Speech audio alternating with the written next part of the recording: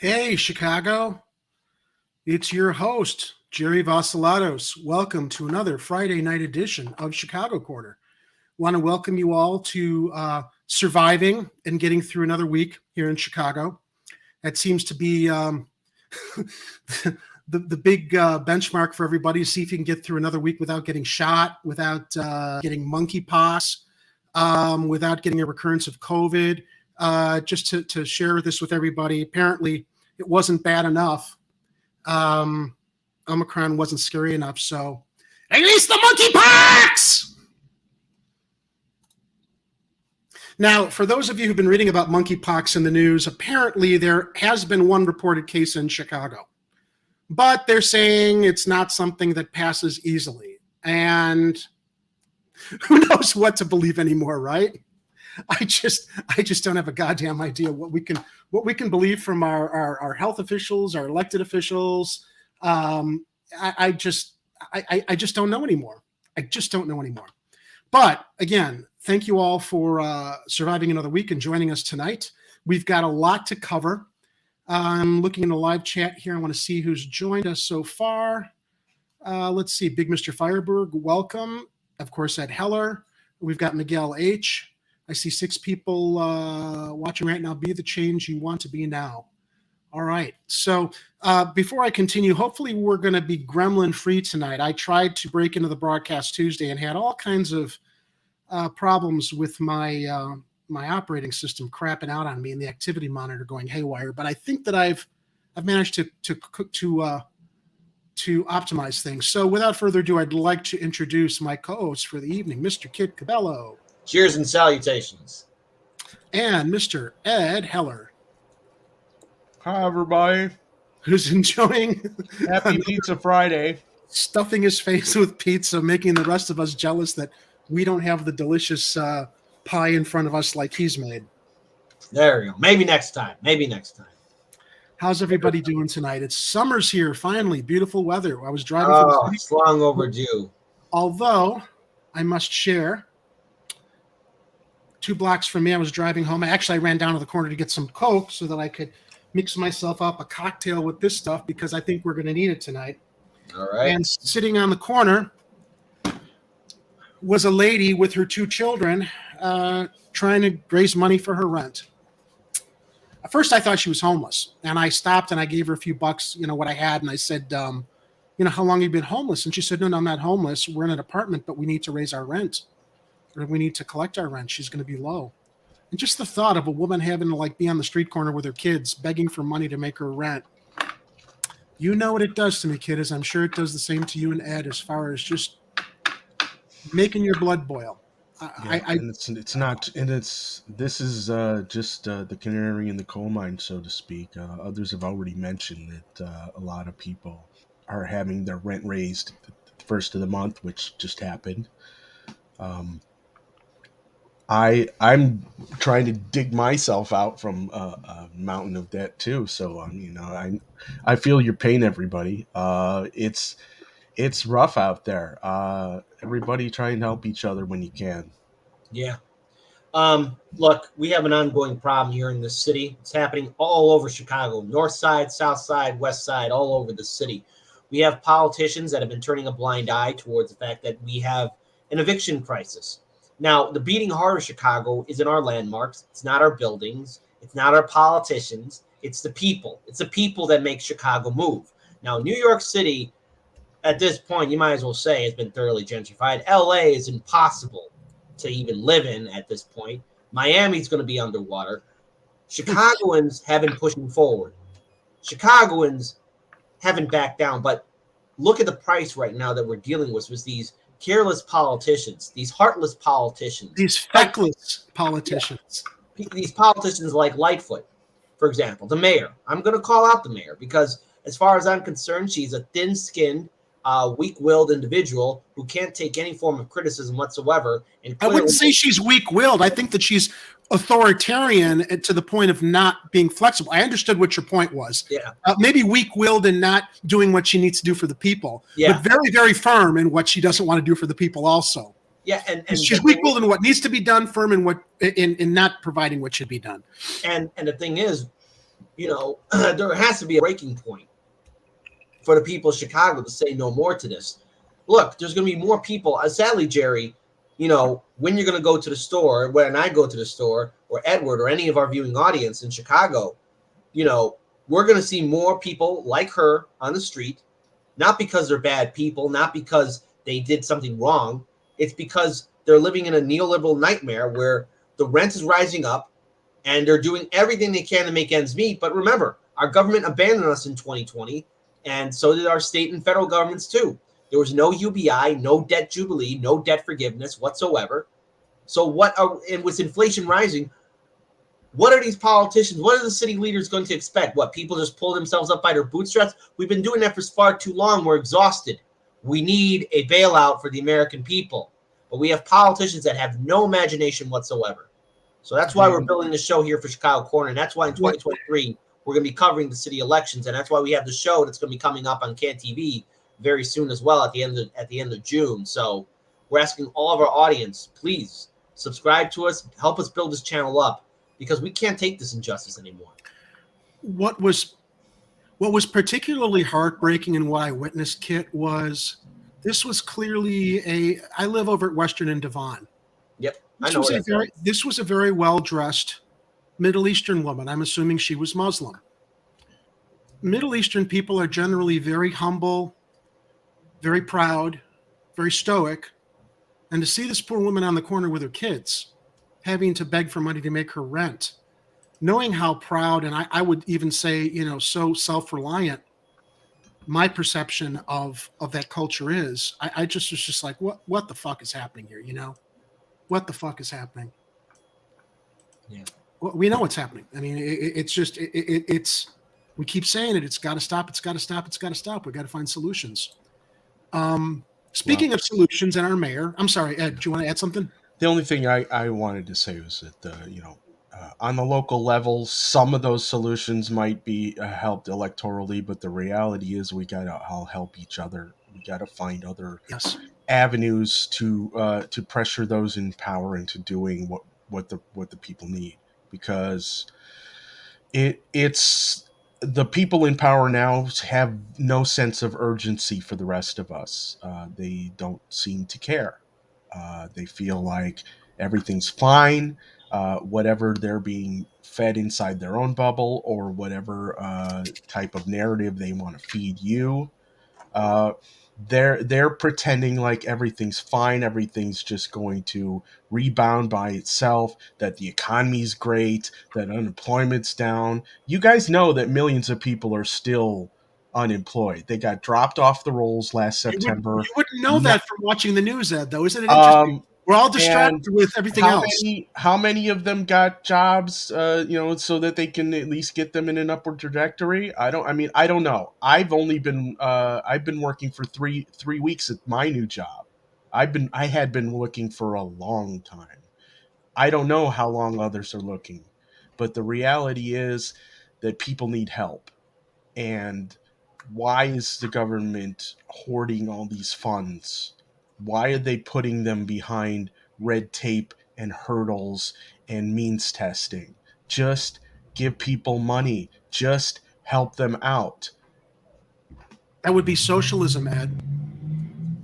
It wouldn't be, though. I know it would, because it's all the big corporations and businesses that are getting the socialism while claiming it's a horrible thing for everybody else, because that's where they're shoveling the money. The standard way that people do social structured programs. If you're in a society, the whole point of that is it's supposed to support its citizens. If the social contract, they called it when we were in college. Yeah, if it can't do that, then what the hell is it doing, and why? And I guess the thing is, it needs to change. If it can't support the people that it's supposed to be supporting, and it's only helping out a few at the top, then that system needs to change. We speak of the dystopian future. There is no dystopian future. The dystopian future has arrived. I was on with Joseph over at Cabarrus Media this morning, doing my first Fridays with them. And we were talking about how, what is reflective of this dystopian society? police in Texas not taking any accountability nor having any responsibility to protect citizens because their lives are more important. Or is it that can chicken out? He's not having the radio on him? Did you hear that story? The hits just keep coming with that. The SEC releasing propaganda to scare off retail investors from investing in meme stocks that everybody's done all the due diligence on, that so long as the hedge funds have not covered, there's still a very strong possibility they're going to pop like a pimple. And retail investors are not letting go of their shares. And you've got the SEC literally trying to shake people up, spread FUD, to get rid of their shares, to drive the stock down more so the hedge funds can cover, instead of dealing with the dark pools, instead of legislating and bringing charges against what is literally being executed under the light of day with all of these criminal, whether it's Citadel or any of these other hedge funds. Hey, Oreo. The SEC knows what's going on, so they decide to take aim at the retail investors who essentially saved two companies. Then we were talking about how oil companies expect subsidies, taxpayer-funded subsidies, to pump more oil because they don't want to get caught in a rut like they did when they pumped too much oil in 2020 and had nowhere to put it because of the lockdowns from the pandemic. Now they want a handout even though they're making record profits. This is the dystopian future. It's arrived. And as Ed says, we have nobody to rely on but each other. And I really do think, the more they try to divide us, Ed, I think the stronger we're going to come together. And as you know, JFK said, when you make, what was the quote? When peaceful protest is ignored, you make violent revolution inevitable, or words to that effect. I don't know if I've got the quote exact, but words to that effect is what JFK said. Peaceful protest has been ignored for decades, for generations. They laugh at us, our elected officials on both sides of the aisle. They don't care. They know they can get away with it because they've got a military behind them that would squash any citizen uprising, peaceful or otherwise, like bugs. We don't seem to have the power to stand up. Unless you have an AR-15 and you're within a half mile of a school. Right. Yeah, exactly. So maybe that's where we need to start protesting. Anyway, don't bring weapons towards schools, people. That's not what thank you for that. Take the land as taxes and set up homesteading. All right, let's go into our first story tonight. This comes to us from WGN. We have. Oh, wait a minute. I must preface this with the video that I normally run when somebody new enters the race. Here we go. Yep. Here we go. The clown car is blowing.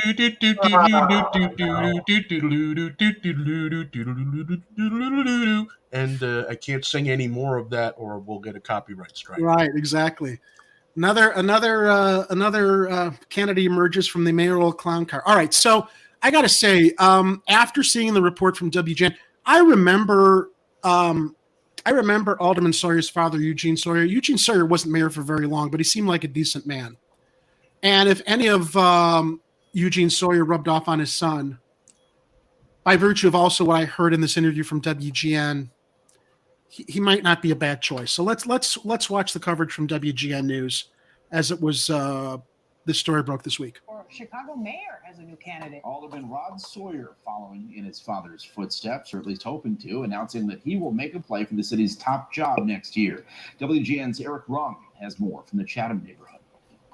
The Sun-Times this morning with a scoop. Oh, come on now. 6th Ward Alderman Roderick Sawyer saying he's running for mayor. I caught up with him this morning at his ward office in Chatham. Yes, I'm running, even though I'm not ready to give the announcement yet. The 59-year-old has held his seat for 11 years and was picked by Lightfoot to serve as the chair of the City Council's Committee on Health and Human Relations. He also was the chair of the council's Black Caucus for a time. He is also the son of former mayor Eugene Sawyer. He would just tell me, to run your race, stay focused on the issues, don't get involved in name calling. I asked him why he wants the job. I just want to help. I just want to help us get past the things that we're worried about. When we talk about violence, when we talk about education, economic development, and I think we have a path to get where we're going, but it has to be together. He called Mayor Lightfoot's governing style mean-spirited. The mayor still hasn't officially announced that she is running for re-election, but at a recent press conference, Except for every time she does. The challenger to the race. Another day, another man who thinks he can do his job better than me. You know, I'm just going to keep doing. That's a cheap shot. I'm not going to worry about the folks who are. Before we continue, Ed shared these both from Twitter. Mayor Lori Lightfoot reiterated today that 99% of the criticism she receives is because she's a black woman. And also, you know, it's another man that can do the job better than her, right? Hold my beer. Multiple sources say King of the 4th Ward will announce very soon she's running for Chi Mayor 23. Okay, well, so we're not going to have Lori Lightfoot being able to throw out the identity politics, you know, with her thin skin regarding complaints about anybody else who enters the race. And before you start the video up again, let me guarantee to you, Mayor Lightfoot, that 99% of the people are not mad at you because of the color of your skin. They're mad at you because of the potholes. It's the potholes. Or her sexual orientation. I'm surprised she didn't throw that in also, because she's a woman, a lesbian woman of color. You know why she didn't? Because it is Pride Month, and she didn't want to put a statement out there that would have people pushing back on her for that. Got it. So I also want to add in something here too. You know, the criticism that Lightfoot's getting, she's getting it from every person in the city, no matter their creed, color, religion, generation. She's getting criticism from everyone because she's doing a piss poor job in running a major metropolitan city. So from the north side to the south side to the west side of Chicago, Lightfoot, you're getting criticized because people see that you're a failure as a leader. Not because you're a woman, not because of the color of your skin or your sexual orientation. It's because you as an individual have been mean-spirited, aggressive, unapologetic, corrupt, inept, and, you know, very, again, I got to say it again, thin-skinned. She can't take criticism. This is like a child. We're being led by someone who has a high school mentality that when she doesn't get her way, and that has an unchecked ego. So, Lightfoot, I know you're a little bit. I know right now you're the mayor, but get over yourself with that statement, because right now the real truth is anybody can do the job of mayor of Chicago better than you. That's Paul Vallis stepped forward also. The guy who mismanaged Chicago public schools thinks, you know, is going to jump in again. Look, the clown car is getting crowded. Right now we've got Wilson, Sawyer, Lopez. Well, actually, I think they give you a total at the end of this video. They sum up everybody who's running so far. Kathy Powers also adds, Sawyer is worthless and talks well. All right, well, if that's the case, I trust what Kathy has to say. I don't know a lot about Sawyer. I just remember his dad, and he kind of impressed me in this video. But as we all know, single videos can't provide the whole picture, so we'll have to do some more digging into Alderman Sawyer's background. Kathy says he's begged to do stuff, but he doesn't. So, all right, let me continue the video.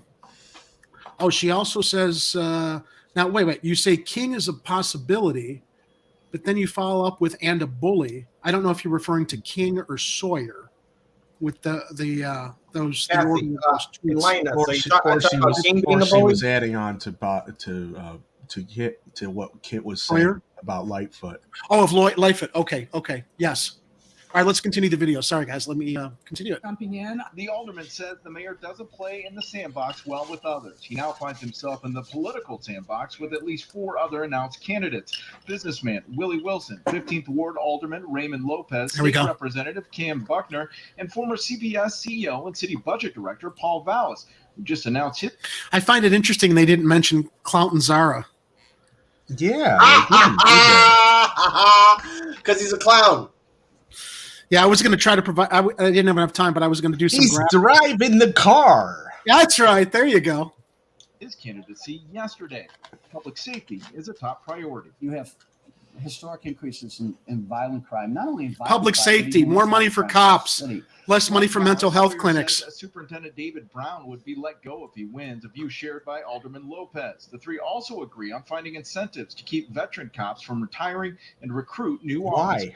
We must stop the exodus. within our departments, and especially the police department. Why? Representative Cam Buckner says it's too Why soon must we stop the exodus? made, but he understands violence Because is top of cops, mind for voters. because Ed, cops are the only solution. It's the definition of insanity. The city is doing the same thing over and over and over again, expecting different results instead of changing course and doing what we're talking about, proactive solutions. They just will not. They're too afraid. They're too afraid of throwing money into underprivileged neighborhoods, South and West Side investment. Reopening mental health clinics. They're afraid that that might not work.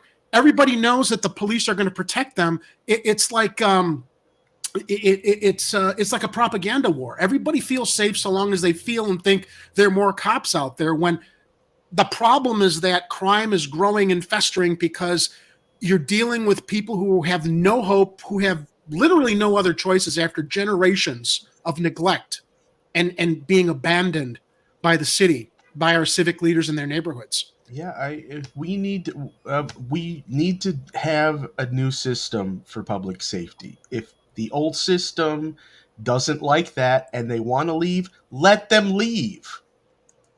Let them go. They can find security jobs, or they can do something else with the rest of their lives instead of just having a badge and a gun and being a bully 80% of the time. I'm sure Streets and Sand has got a lot of openings, and I think that's where they should go. What I'm hearing is people they don't know what's happening with our education system. They want some understanding of what's going to happen with our business corridors and our economy, and they want the way forward. Businessman Willie Wilson has been focused on kitchen table politics. He's given more than $1 million. Oh my God! What's Willie's kitchen table look like? You think? Jabs at the current mayor. I wish her the best of whatever she has to do, but she got to leave City Hall. Mayor Lightfoot is I barely understood what he said. officially announced that she is running for re-election. I don't care what we got to do. She's got to leave City Hall. The race, which may include former Governor Pat Quinn, who wouldn't rule out a run over the weekend. We're in the Chatham neighborhood. I'm Eric Rock, WGN News. All right. That'd be interesting if Pat Quinn ran, because when we've interviewed him, he's been an advocate for putting in term limits. I wonder if he would actually be the one to actually implement that on the city level. I heard some rumblings about this week, but I also heard a lot of people complaining that they felt he was an ineffective governor. I don't recall him being an ineffective governor, although Rauner followed, him. Yeah, if I'm being honest, Pat Quinn wasn't terrible. I don't think he was terrible. Compared to other governors that this state has had, you could probably do worse than him, but it just feels like him trying. Besides Rauner besides Bruce Rauner right now, Pat Quinn, those two are the only governors that haven't gone to jail yet. So now here's some interesting extra commentary from Sawyer that came from Block Club Chicago. Tavia Reed, who was on Block Club Chicago staff, interviewed him, and Sawyer said, "I've talked to criminals. I've gotten the streets and met with people where they are," Sawyer said. "I'm not afraid to address it directly, to meet people where they are and go right into the proverbial belly of the beast and hopefully come out with some good outcomes." Instead of Brown, Sawyer said he tapped someone to lead the police department that rank and file officers have total respect for. I get this a lot from officers. They say the same thing, that, quote, "we'll run through a wall for certain people. That is the type of person that we need to lead the Chicago Police Department," Sawyer said. Well, I don't know if that's necessarily a great idea, given how they continually reelect John Clouton Zara as their fraternal order of police chief. Loyalty to a police chief is one thing, but the reality is you should have loyalty to the citizens of the city. You should become a police officer because you want to help people, not because you want the power, not because you want the ability to legally own a firearm and use it in whatever way you think you're privileged to use it as a law officer.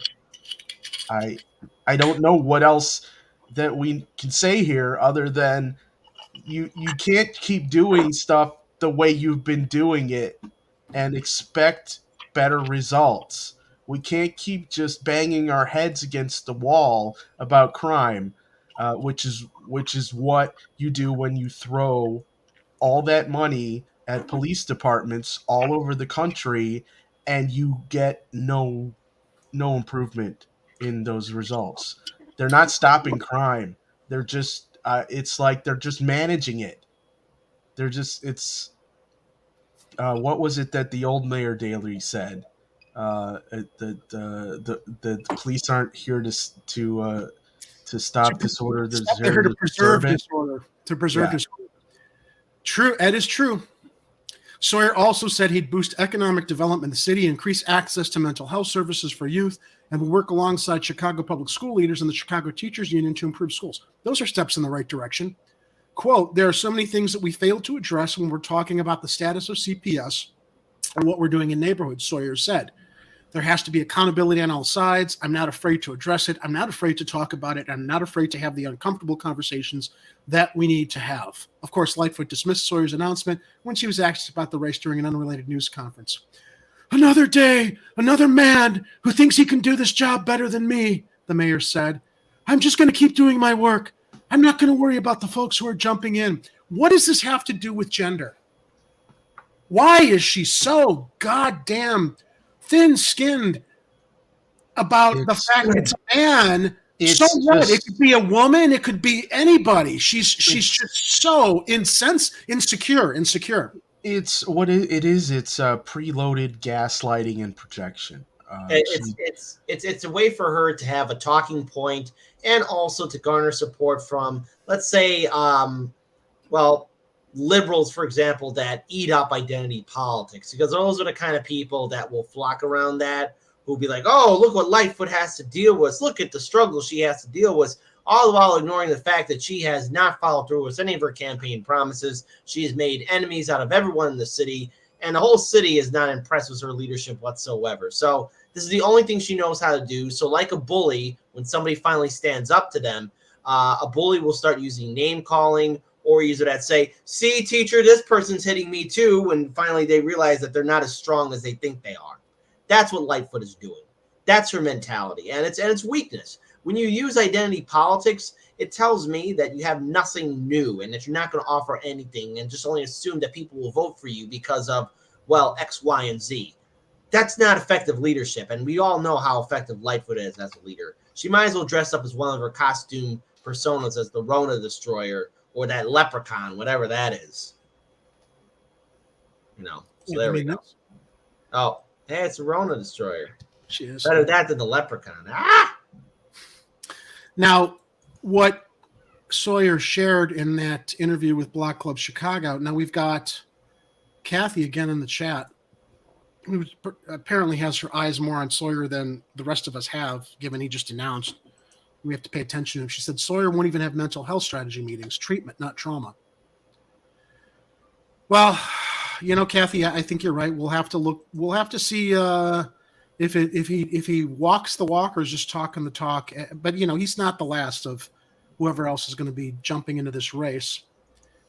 We had some interesting news at Hardlands Media Tuesday. I'm not going to repeat it yet because I think you know what I'm talking about, Kid. It's unconfirmed. I don't know if that was supposed to come out or not, but we're going to keep our eyes on that particular potential candidate also. Yes, exactly. So there's a lot of things we got to keep quiet, but here it's hoping for the best. So speaking of candidates that just do not live up to their promises, here's an interesting report that comes to us from WTTW Chicago. Heather Sharon, and this was from Chicago Tonight. I'm just going to play it. It's about 3 minutes. We'll probably get a copyright strike that I'm going to have to fight because it is fair use as it relates to news reporting. But I think that we need to hear what this report shares so we can unwrap it. Closed captioning for this program is brought to you by Robert and Clifford Law Offices, serving Chicago as a personal injury law firm since 1984. Fair enough. Since 1969, 37 members of the Chicago City Council have been convicted of a crime. A recent effort led by one of Mayor Lightfoot's close allies took aim at that corruption. However, the effort has now stalled at City Hall after receiving zero support from the mayor. Wow! TTW News reporter Who could have guessed? Now with more. What? This measure was first unveiled in April by Alderwoman Michelle Smith, the chair of the City Council's Ethics Committee. Remind us what it would do. Well, this measure is really designed to fill the loopholes that exist in Chicago's governmental ethics code and to increase the fine for people found guilty of violating it from $5,000 to $20,000. It would also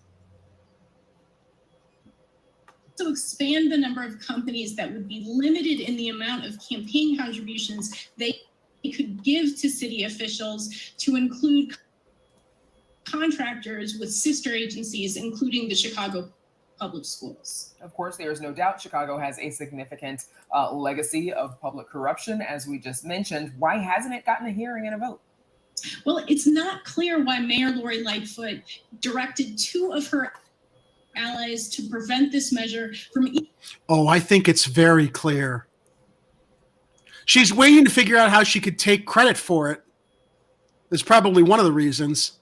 The other reasons is the longer you delay it, the more her cronies can get away with, but I digress. Even advancing to Michelle Smith's ethics committee for a hearing and potentially a vote. That is a huge, a highly unusual and very public rebuke of somebody who has been a close ally of the mayor. And back in 2019. What kind of loyalty is that? Smith, she's been a loyal ally of the mayor. Michelle Smith, a loyal ally. She presents something that is sorely, sorely needed. And what does the mayor do? She blockades it. Well, you know, Jerry, we have a lot more important things on our plate here than to deal with some frivolous concern about ethics, or however you pronounce that word. I'm not really familiar with that word. So, you know, in the meantime, double bean at the Millennium Park sounds like a good idea still. We're still working on the Triple Bean Casino, where, we will hopefully have an espresso bar. But of course, as usual, we still got that nasty curfew. I don't know who came up with that idea, but we'll have to postpone that as well.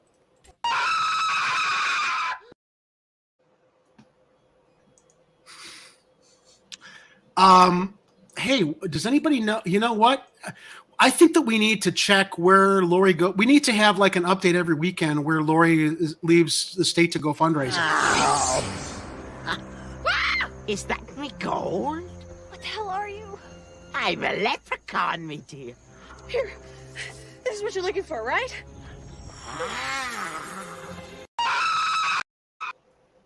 Doesn't she? I think she literally like travels every weekend, every other weekend. She's get money. Raise money elsewhere, not within the city of Chicago, but elsewhere. Yeah, how do the interest in other states relate to what's happening in Chicago? Well, probably because she has deals with here. Wait, Jerry. How many times have we covered here on Chicago Corner where Lightfoot has put people who live outside the city in positions of power here for city administrative jobs? So what this tells me is that perhaps there are people here in Chicago that are not willing to fund her campaign. So what is she willing to do? She's going to get outside interests to get involved in our backyard. So another reason why we shouldn't have Lightfoot be reelected. She's going to sell the city to outsiders. This is what Rahm Emanuel did. Because people in town knew what he was about, he couldn't raise money here. He went everywhere else. If look at it this way, if you're a candidate working for the people and the people know you're working for them, you'd have the support. You'd be able to raise the money. Oh, it's Rahm Emanuel, that son of a bitch. Oh my God, am I glad he's gone. But we're stuck with Rahm 2.0, 2 inches shorter in Lori Lightfoot. All right, let me continue the rest of the WTTW story, though. I didn't mean to, well, I know I interrupted. I did mean to, but I didn't mean to postpone the rest of the report for so long. Presided over a pretty significant rewrite of the governmental ethics ordinance that didn't get all of the things the ethics board wanted to change. You asked Mayor Lightfoot whether she supports this measure. Take a listen. I don't know anything about the ordinance. I've never seen it. What? I haven't read it. We haven't consulted on it, so I can't comment on it. Liar. Doesn't know. I plead the fifth. What was Alderwoman Smith's reaction to the mayor's response? Well, she was surprised and confused.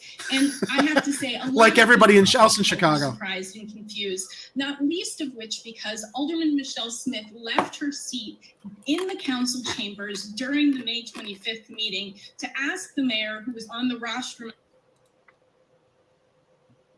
at the time, why the measure had been blocked. So it was clear that the mayor knew the issues surrounding the ethics ordinance. I couldn't get an answer from the mayor's office today as to why she said what she said. Because she's a fucking liar and she doesn't want to go on the record. Well, Michelle Smith says she's not giving up. She is going to keep working with her colleagues to get a proposal that could win 26 votes. But it is another test and perhaps another indication that Chicago's not quite ready for reform. Which I feel like that's something that we say a lot here, Heather. That's why we'll have to leave this one. Viewers can find your full story on our website, wttw.com/news. We also have the ethics reform proposal down in our show notes link. If you go down there, and I've got, oh, why isn't it? There we go. So yeah, it's in the link in the show notes on our Google Drive document. You can check it out yourself, what Alderperson Smith is proposing that Lori Lightfoot has no clue about. No clue about what her loyal alderperson who supported her is proposing to try to enforce ethics in city council and in city government. Well, you know, Jerry, it's the reality is it's all about plausible deniability, and you know, I have no plausibility, so all I can do is stick with the deniability. Rona Destroyer out. Get out of here, Lori Lightweight. Lori Lightfoot, the bully. That's all she is, man. Yeah. All right. So another story that is just going to break everybody's hearts, as the story we reported last week about Joseph Cormelis, Chicago's walking man. There's been no update on his status yet, although they did catch his attempted murder. And I say, look, Cormelis is not going to survive this. I hate to be so existential about this, but it burns over 60 to 70% of his body. He's a 70-year-old man. This is going to turn into a murder rap once this poor man passes. But this story, man, let's just let the people at WGN do the talking for us. DCFS cited no concerns for abuse, neglect in case of girl allegedly killed by her mother. Well, tonight we're learning more about how DCFS handled the case of an 8-year-old girl whose mother is accused of killing her. Happened last week. And DCFS will not release a full report into its history. Of course not. Citing child privacy, but did give WGN a timeline of contacts they had made with her over the last 5 years. WGN's Dana Revick reports. Well, Amaria is actually the 6th child to die, despite DCFS's involvement with the family just since last December. Charles Goldberg with the Office of the Cook County Public Guardian speaking out on the death of 8-year-old Amaria Osby, her mother, 38-year-old Andrea Hagler, charged with murder. This case screamed out for intensive mental health services. Mental health services. Screamed out for intensive drug services. Shut down half the mental health facilities. Right? At least some type of protective supervision plan. Police found Amaria dead in her uptown apartment last Wednesday. Prosecutors say she had been asphyxiated, her mother high on PCP when she killed her daughter, putting a plastic bag over her head. In a new timeline released by DCFS today, we learned the agency first made contact with the family back in 2017 when Amaria was just 3 years old. There was a child endangerment hotline report after Andrea Hagler was arrested and charged with a DUI. The following month, Amaria was entered into a safety plan with a family member, but returned to her mother, a caseworker saying during a home visit there were no signs of abuse or neglect. In March of 2018, Hagler received substance abuse treatment through a program called Intact Family Services. A caseworker had made 13 visits to the home in the previous 6 months, and the case was then closed. Fast forward to March 24th of this year, when DCFS received a hotline report identifying Amaria as a victim of domestic violence at a restaurant. Her mother was not arrested. A caseworker failed to visit the home for 2 months, finally making contact on May 24th and cited no concerns for abuse or neglect. Hours later, is when police believe Amaria was killed. When you have investigators laboring under untenable caseloads in an inept bureaucracy without the supports that they need, the ball's going to get dropped on investigations with tragic results like what happened here. That was Yeah. the reporting. That's exactly it right there. From March to May, spokesman says, contrary to policies, the investigator in this case did not continue to make attempts to see the family. That employee and a supervisor are not performing child protection duties right now, and the department is determining appropriate personnel action. All right, so stories like this kind of leave me speechless, but I want to share something from my experience that happened in 2018. I had a Facebook friend, a long distance friend, whose daughter lived here in Chicago, and her daughter had 2 children, and her daughter was almost killed by the children's father. He was arrested. He almost killed her. I'm sorry. The father of her children almost killed her in a domestic abuse situation. He was charged. I believe he's still in jail. But while my friend was trying to make her way across the country to get her to Chicago to help her daughter was in recovery. Her daughter was battered. I mean, literally, she was almost killed. The bruises, the swelling on her face. So I was kind of helping her out until her mother could get her to Chicago. But this young woman had a drug abuse problem. She owned up to it. She was, by my estimation, a good mother involved in a really bad relationship based on very bad judgments. And luckily, the father of her children is still in jail and she's safe. She's actually left Chicago. But I recall after this happened, DCFS got involved because despite the fact the father of the kids was in jail, they were questioning her competency as a mother. She was terrified of DCFS taking away her kids because she was a good mom. I saw it. She went into a methadone program. She got clean. But I recall how terrified she was of DCFS coming in and taking her kids because of everything she'd heard about how really militant and vigilant DCFS was about protecting children, even though they had no reason to take her kids away from her. And then I see this story where they're completely lapse, maybe because of the caseload, maybe because the wrong people were assigned to the case to really pay attention to what's going on. But what really struck me about this story, given what I witnessed in 2018 in a DCFS related situation, at that time I thought, wow, all right, DCFS is gonna let her keep her kids. They did. They gave a fair assessment of the situation and saw she got clean and saw that she had obviously she was no danger to her kids. She wanted to protect them. Now that this guy was out of her life, her whole focus was protecting them and raising them, in a good home environment. But I just recall like the terror of DCFS, and I'm sure, at that time, maybe there was a reason to be terrified of DCFS, or was DCFS making the wrong decisions and taking kids away from the wrong parents while making horrible miscalculations in situations like this one? I don't know. I can only share from my experience and what we just heard reported in this story from WGN.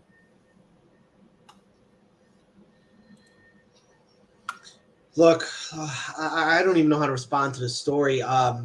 When you have a child that could have been easily saved, if it were not for our corrupt bureaucracy.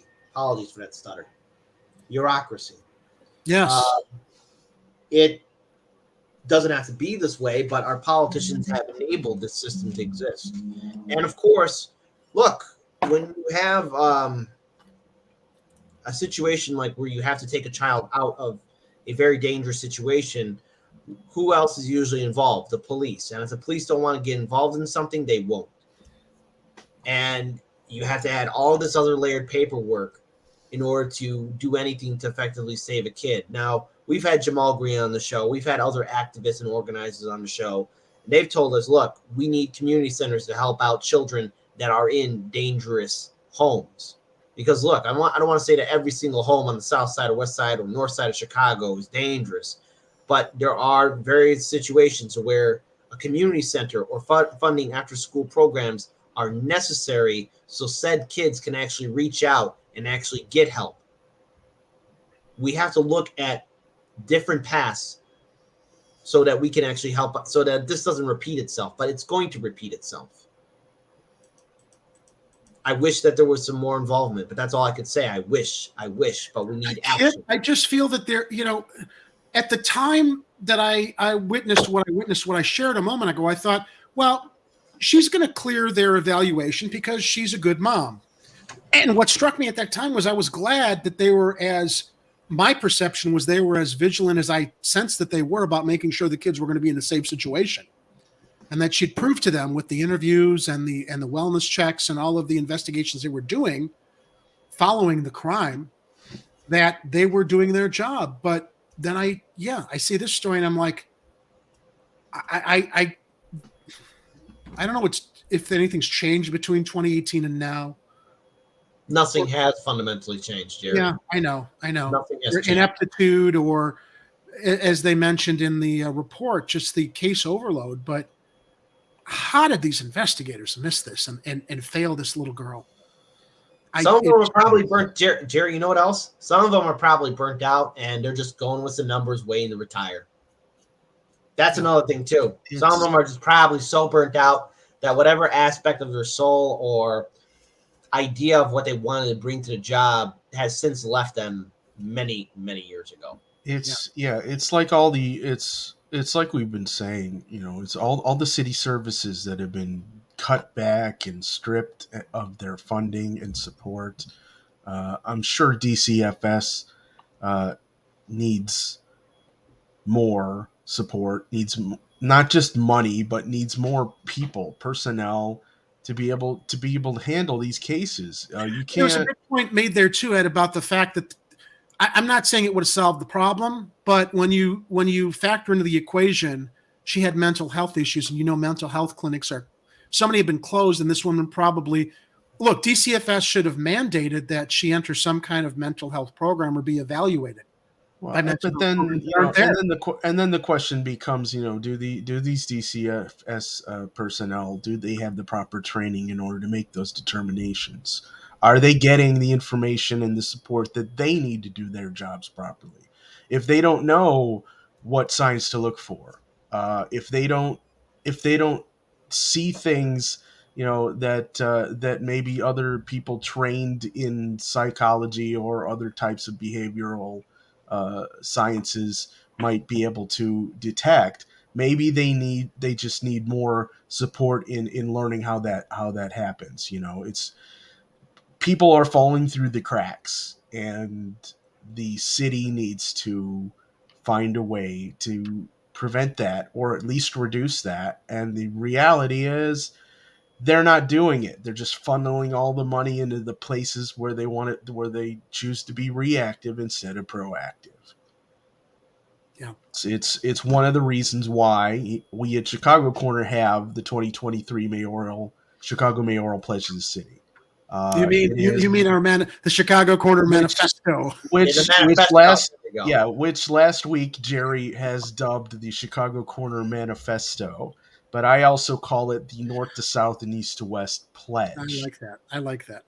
And I'm getting a little too radical in my sub naming it, or my.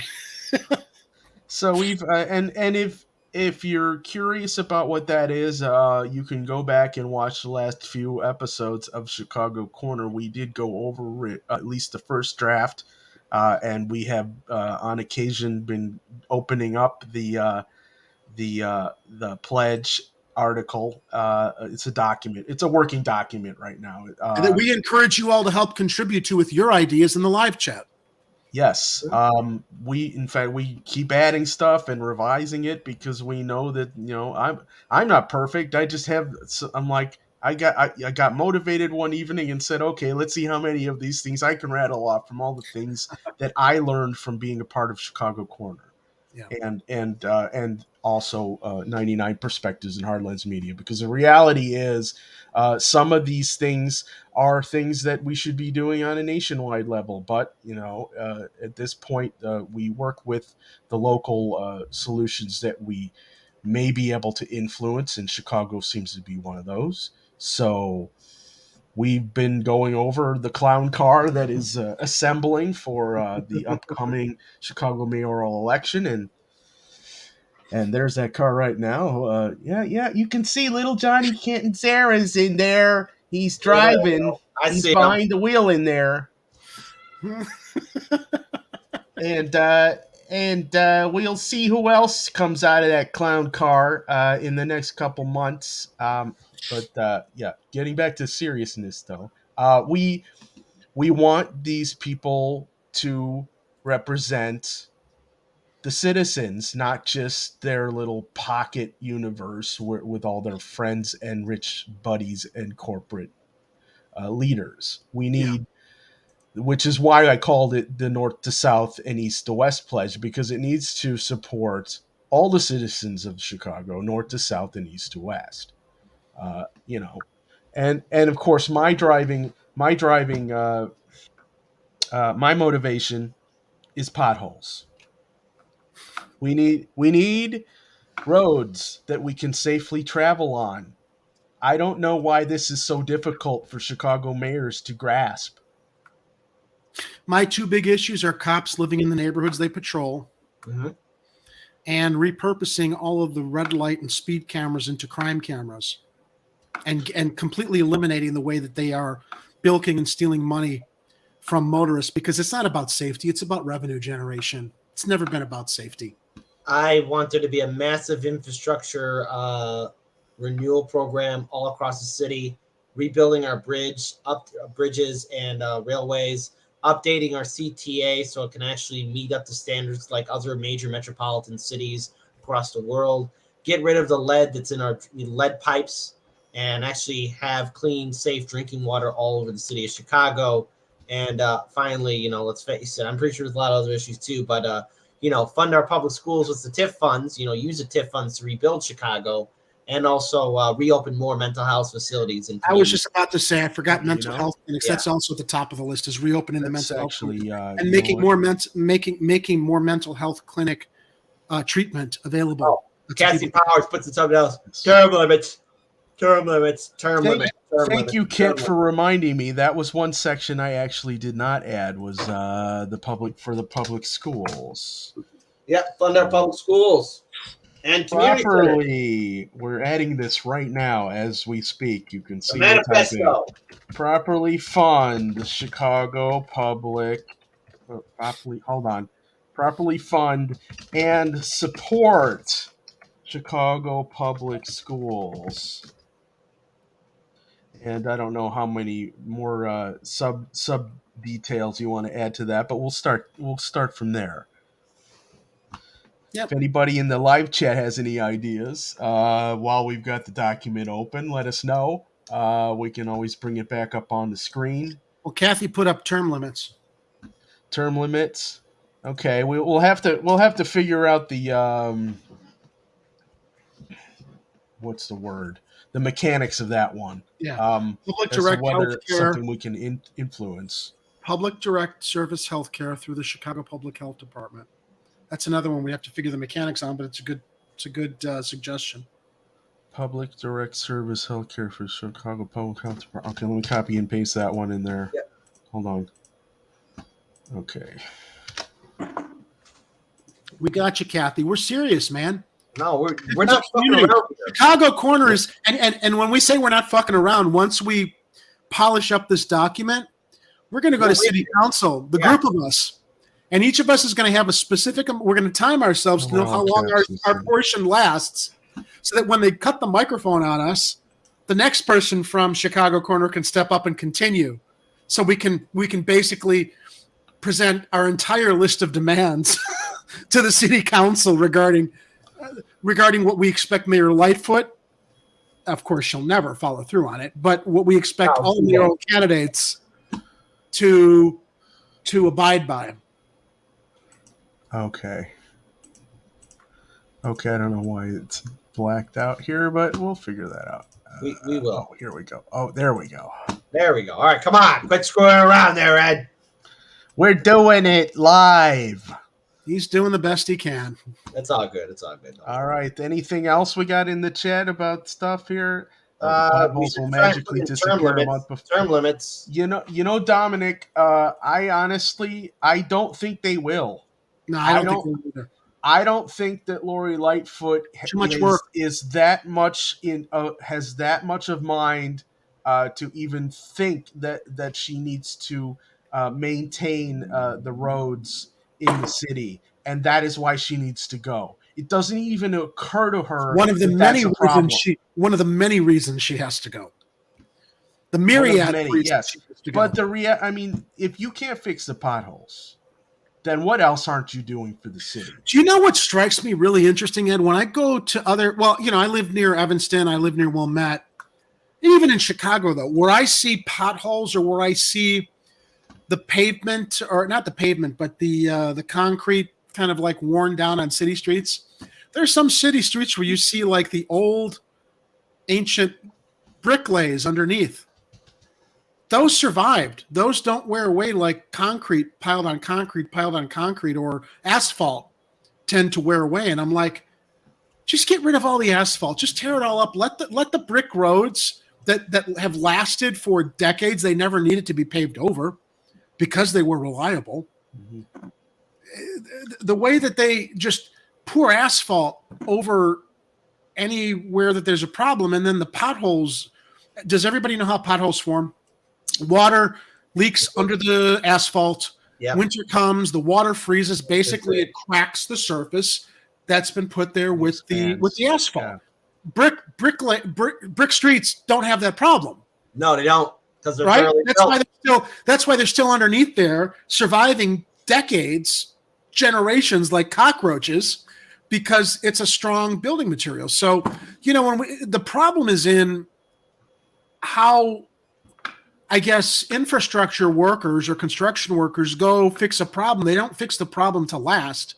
They fix the problem so that it's a temporary Band-Aid until they get paid again to fix it. And the problem is perpetually like it's secular, I think. Mm-hmm. What's the word? It's a continuous job. Yeah. See, the thing is, like, cyclical. That's the word I was looking for. If we're looking for examples of roads that have lasted forever, look at ancient Rome, for example. Some of those brick roads are still structurally sound centuries after the collapse of the Western Roman Empire, or even the Eastern Roman Empire, because they're built properly. The whole idea of having a functioning city is to make sure things last. And in America, I guess we decided to take, the path of least resistance, just keep on doing the same thing over and over again until, I don't know, eventually maybe people wise up and realize this isn't really effective. This really isn't cost effective, because you have these asphalt plants that are then built. For example, I've got. I thought you said asshole plants, but same thing, Kit. Yeah, no, whatever. Hey, shit, you might as well call them that, asshole plants. Yeah, might as well. That are built next to, for example, the Mad Asphalt plant. That's number one. Was built without anyone in the city of Chicago, state of Illinois, or Cook County informing the residents of the 12th ward of its construction. It's built by it was built again by a 70-acre green near to a 70-acre green space that is a Chicago landmark, a historic Chicago landmark. It was built to not to one plant, not to one school, but to two schools, a community center. There's homes and apartments in that area. And then finally, it's still operating without a permit, and it's trying to shake the city of Chicago down for $500 million. Yeah. And the alderman who's in charge of Chicago EPA, Alderman Cardenas, he was appointed by Mayor Lightfoot. And he has very close ties to the Mad Asphalt plant. You're not to approve of your methods. Yeah? Well, you're not from Chicago. Chicago, there you go. Unfortunately, I had to use that drop in for the wrong reasons, because we're talking about the corrupt "you're not from Chicago" attitudes, not the let's settle this and get it over with properly.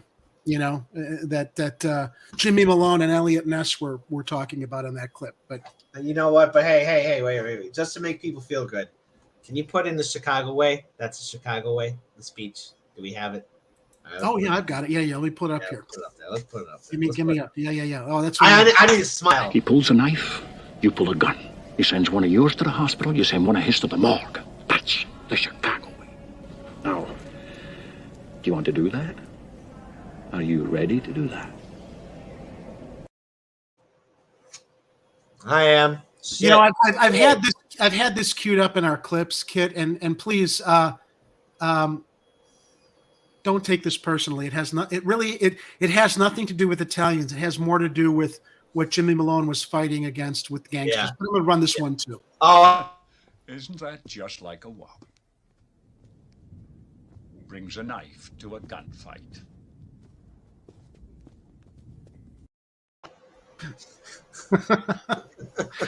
I mean, I hesitated. Hey, it's okay. It's okay. Just because that dude was a scumbag. That dude was a scumbag.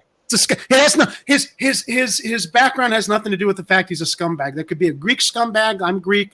It could be an Italian or an Irish scumbag. The point is, he's talking about how you need to take down your enemies with a gun when they bring a knife to a gunfight. That's right, because it's the Chicago way. Yeah. And Eleanor says that's how my grandfather did things in Chicago.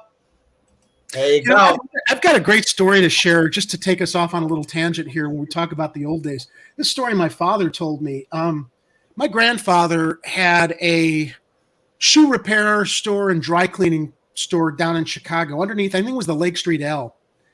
And my dad used to tell me that gangsters had they occupied the second floor. They made phone calls from the payphone there all the time.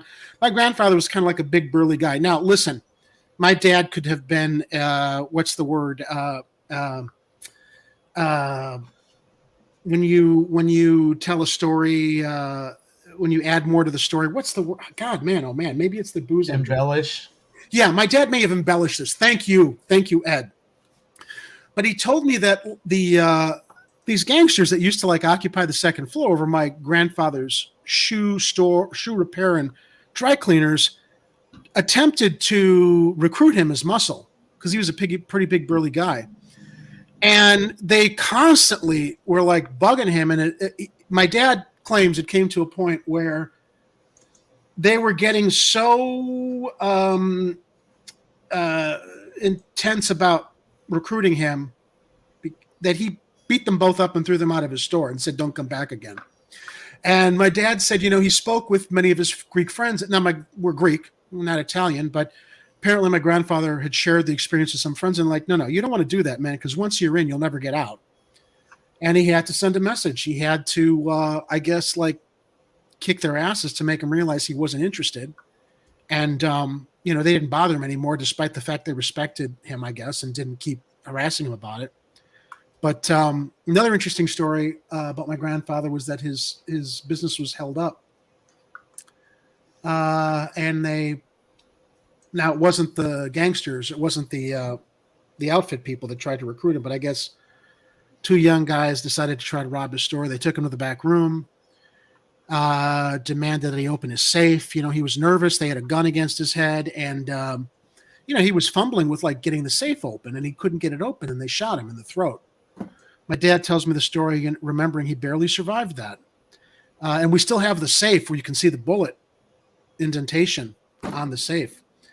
I think that they did eventually catch those guys and, charged them and went to jail. But for the rest of my life, my grandfather, he talked like this. Wow. It proved to me that the stories that my dad shares, I don't think they were that embellished regarding what it was like living in Chicago during that time. It was a different time, and eventually, because here's the thing, what's interesting is that each of the gangs back in the day too, what era was this? 1950s? This would have been the 1940s and 50s. 1940s. Well, then okay. And this is my dad was born in My dad was born in 36, and I think he was about 12 when my grandfather was shot. So that would put it, actually, I think maybe in the 40s. So then this would be like after Prohibition, during the beginning days of what would be, of what would eventually be or what would be, or what is now probably the Cosa Nostra. So they're all probably hiring and looking for extra muscle just to shore up everything because they thought they could do that. Man, well, hey, sometimes you got to learn the lesson the hard way. Someone says no, someone says no. I don't want to be part of that. I want to be part of that life. And my grandfather used to do booze deliveries because, oh, wait, what's that? Illinois, no. I know what you're saying.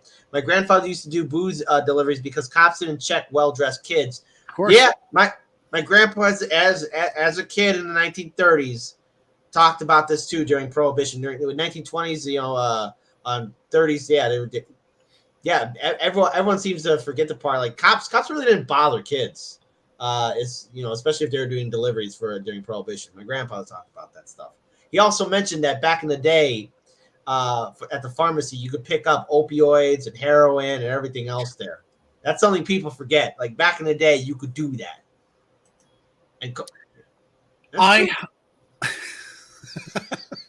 And then let's not forget, Coca-Cola at one point had real cocaine in it. Let's bring that back in America. Hey, let's stop spreading that rumor around. It was not cocaine.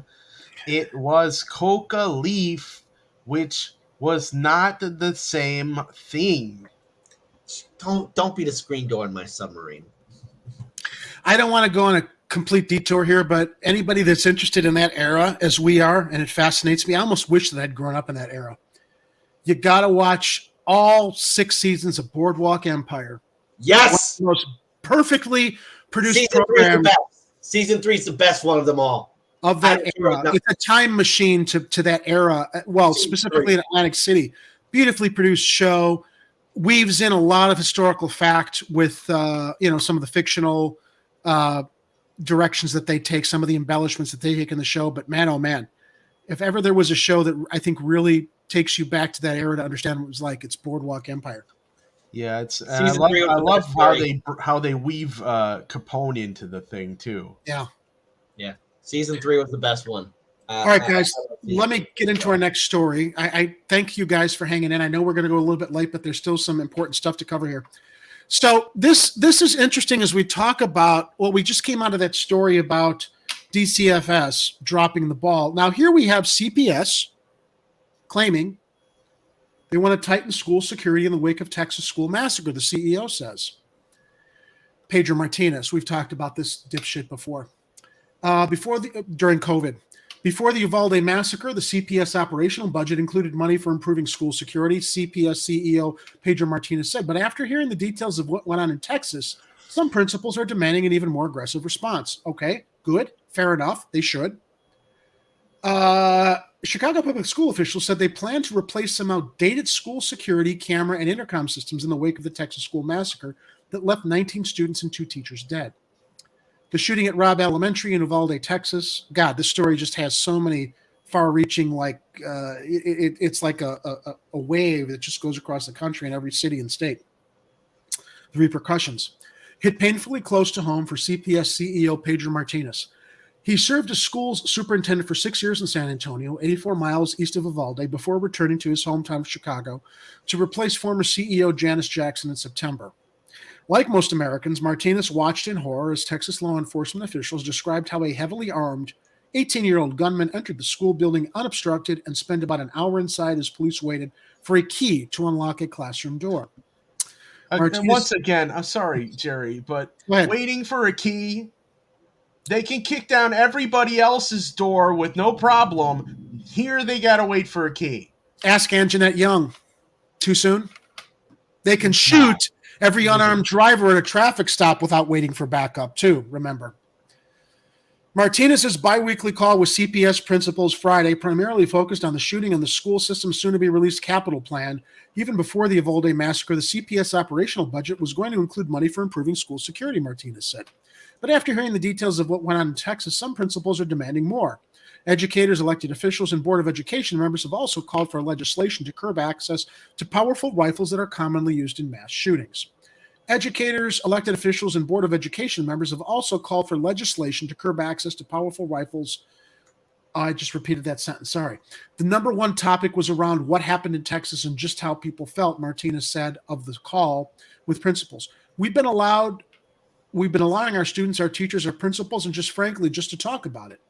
One of the things I will tell you right now that I'm already looking at, we're about to release our capital budget for next year. We had already set resources aside specifically for technology and security. And what I heard even this morning, can you even do more? For example, cameras. That's what I was hearing more about this morning from our principals, saying, can we make sure that whether it's security cameras, intercom systems, that all of those are up to date? Some schools told families Friday that they would also reinstate pre-pandemic entry protocols with students walking into a single door and in some cases through metal detectors. My God, what it's come down to. Martinez said the district's response won't involve adding police officers in schools. He hasn't heard any buildings demands more police resources. He said many high schools removed one or both of their Chicago police officers the past couple of years after votes by their local school councils, with some receiving resources in exchange for new restorative justice programs or staff. All right. You guys get the sense of what Pedro Martinez wants to do here? What he's proposing? Okay, all good and well. However, now this article came to us from Chicago Sun-Times, Fran Spielman, May 27th. May 27th. June 1st. Let's listen to what WBBM News has to report. CPS school reportedly declining to press charges against student who allegedly threatened to shoot a teacher. This is reported on June 1st. Let me roll the report. A Chicago public school teacher's life was allegedly threatened by a student yesterday, but the school has reportedly decided against pursuing charges. WBBM's Bernie Tafoya reports. The threat reportedly happened at Lincoln Park High School. According to the Sun-Times, a police report indicates that after a teacher had asked a student to leave the auditorium, the student responded with strong profanity and made the shooting threat. Police weren't called to the school until hours later.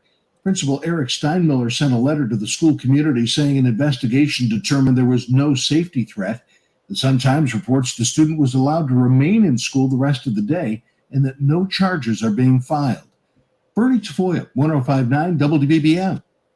Now, I don't know what to make of this. On one hand, you've got CPS talking about tightening school security. On the other hand, you've got some kid who probably needs mental health counseling threatening to shoot a teacher. They don't press charges against him. Now, we don't know what happened in the investigation following the threat from the student to the teacher, but wouldn't it send a message to press charges or say more about what happened in the situation to try to, I don't know, discourage or send a message that this kind of bullshit isn't going to be tolerated from students who decide to start screaming at a teacher with profanities and threatening to shoot them? I don't know.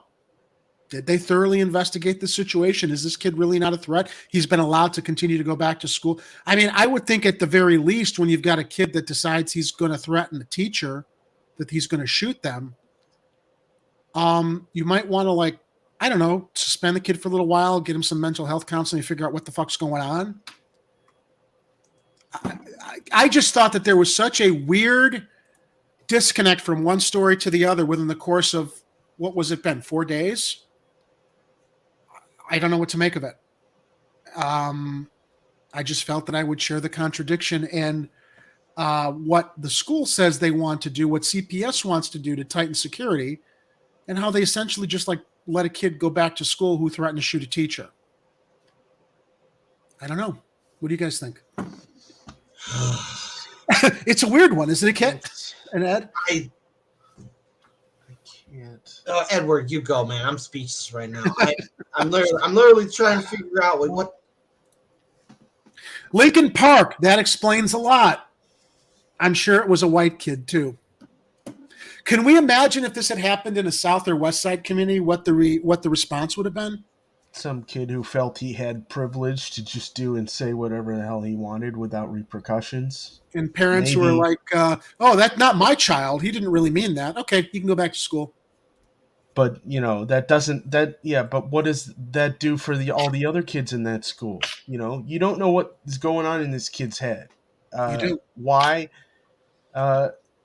We need the mental health facilities. We need resources. We keep banging this drum, and it's like every story, it goes back to the same thing.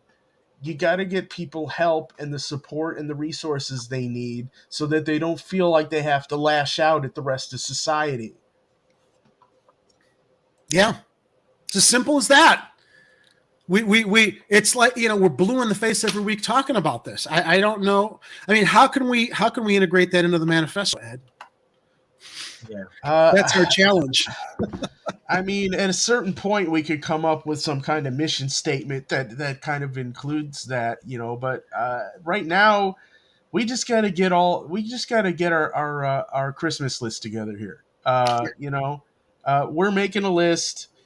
I don't know if we're checking it way more than twice.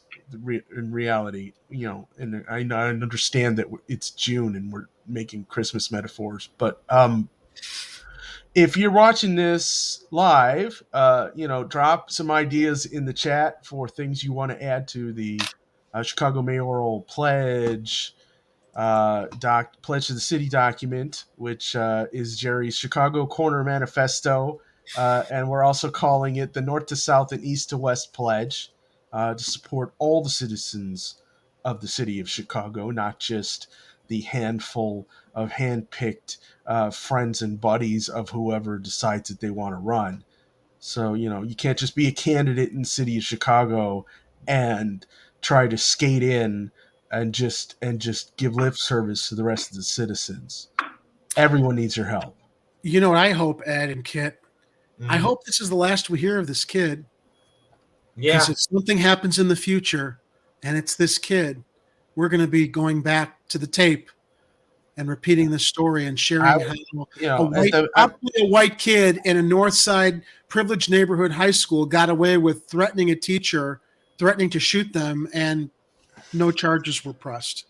Yeah, that would never stand in a South or West Side neighborhood at all. At an absolute minimum, the kid needs mental health counseling. Yep. I mean, you got to know where his head is at. Yep. If he's just lashing out and saying things just to get a rise out of people, that's one thing. But if he has ulterior motives, if he's a loose cannon, we need to know. We can't have another Uvalde happen while the CPS is trying to figure out what size metal detector to fit for the door. Ilhan, 2 mass shootings a day. Welcome to America, where your kids learn combat skills. Nothing out of the ordinary about teaching kids how to hide under desks to protect themselves because of this maniac gun culture. And I also want to say, I joined Kit on Tuesday on the Hardlands Media Show, where we talked about gun control in Biden. And we got some pushback in the comments in the YouTube chat. And I'm like, nope, I'm going to address this. There were a couple of proponents on how they didn't feel anybody needed background checks. Everybody should be allowed to get AR-15s. And I'm like, you're out of your minds. Unless you want to basically take the lead and go form your own local militia. It's all talk. You're entitled. This doesn't happen in other countries. Doesn't happen in other countries. AR-15s. So if we're talking about the AR-15s and all these, that's all I'm talking about. I'm not against. Look, we made this. I made this point on the Hardlands Media Kit. I don't like guns, but I do think citizens have a right to a handgun or a rifle if they choose, with correct background checks and licensing and training for protection. That's it. These semi-automatic, and everybody dismisses. Oh, they're semi-automatic. They're not really assault weapons like in the military. Fuck you. That's bullshit. You know what they do? They're there to mow down a crowd. It's not for sport or hunting at all. Look, I'm not against someone having a weapon for self-defense or going out hunting. An assault weapon like the AR-15 has no business in civilians' hands. Okay, it's designed to kill human beings in a war zone. It's designed for urban and urban conflict, and of course other combat zone areas as well. The AR-15, no. Handgun, fine. Shotgun, fine. Rifle to go hunting, fine. But these assault weapons, no. Kit, some of these people who were advocating for it actually were making the argument if the government came for them, they wanted their AR-15s to fight the government. It's like the government will. Our military they'll will drone you from thousands of feet up. You like won't an even ant. see it coming. Like a bug. Your It's- AR-15 is going to do nothing for you. Yeah. I mean, that's just the sad. I wish we could say, oh yeah, the citizens they've got the power to stand up against we don't have the power to stand up against a corrupt government. Unfortunately, We don't have the power. Like the corrupt government already at least won. not in the traditional way. Yeah, this is the existential question we face every time we talk on this show. It's like we want to propose solutions, we want to find solutions, but it's like I just feel like we are bugs against Thanos. That's why, and how ineffective it really feels we are. It's why we need to work on those targeted seismic events that cause lava to flow in certain directions. Volcanoes to suddenly become active under, let's say, DC area, kind of. Just maybe like a giant super caldera that just kind of swallows up the Capitol building maybe one day. Yeah, I'm just spitballing here. We don't know if we can make that happen. Not a bad idea. All right, I want to try to get to these last stories because I want to be able to order some Thai food so I can sit back and watch the first 3 episodes of The Boys on Amazon Prime tonight before there you go. My Thai place says we start deliveries. All right, so this is crazy. And this speaks to everything we're talking about here. Alderman Jeanette Taylor waited decades for a Section 8 apartment. It took so long, she no longer needs one. Now the Southside alderperson is working to change the system so no one waits decades for affordable housing again. Housing is a key to everything else that's wrong with the city, she said. Will you get your butt out of my face? So Jeanette Taylor first applied for the Chicago Housing Authority voucher in 1993 as a single mother of 3 living in a 1-bedroom apartment where the dining room served as an extra bedroom. Last Friday, the now 20th Ward alderperson, she's come a long way, hasn't she, received a letter informing her that her application was selected off of the CHA's waiting list, she said. How long was this? 1993 is when she applied, Ed. I was looking at this letter this whole Memorial Day weekend like, you can't be serious, Taylor said. How many years is that? 29? Yeah. Her application was previously chosen from the CHA's Section 8 waiting list in the 2000s, she said. She declined a housing choice voucher at the time because its terms would have required her to kick out her son, who had just graduated high school, she said. Then she went back on the list. I was told to choose between the housing and my child. And I'm his mama. I'm going to always choose him first, Taylor said. In the interim, Taylor paid her housing costs in a variety of ways, including living with her mother for a time. Knowing People's Gas has an annual winter moratorium on shutoff, she'd stop paying that bill in favor of paying down other utilities. Then, when she was hood rich off her spring income tax refund, she'd catch up on gas and other late bills, she said. Taylor now lives in a Woodlawn building owned by a friend who charges her an enviable rate for the 5-bedroom space. She no longer needs a voucher, as subsidized housing would likely be more expensive than the $1,000 monthly rent she'd be paying now, she said. The vouchers are for people who actually need it, and for now, I'm not in need, she said. I mean, the sour cherry. It's borderline criminal. Of course it is. How is this allowed to happen? The sour cherry on top, though she waited nearly 2 decades to once again be chosen off the waiting list, she was given only 1 week from the day the letter arrived to complete her application online. This reminds me of what happened last week with People's Gas, talking about how if you contacted them, they were eliminating people's outstanding bills. They announced that on a Wednesday. On a Thursday, when I went to the website, it wasn't working to apply for it online, and you had until Tuesday to try to file to get your outstanding bill canceled. Well, it was a Memorial Day weekend, so from Friday through Monday, you couldn't contact People's Gas, and I guess maybe you'd get lucky if you could get on Tuesday, which was the deadline. They had I think it was probably 3 business days to to file when they going into a holiday weekend. This is ridiculous. You know, we should Of course it have, you know, like an attorney general type position, whether it's a city attorney or a state's attorney, should be going after these people and saying, look, you're not doing this. You're just going to cut people checks. Yep. That's it. We're enough of this stuff. We've had it. People are going to lose their damn minds. Yeah. And the politicians aren't going to see it coming because they're off in la la land thinking everything's fine. I also want to pitchforks, guillotines now.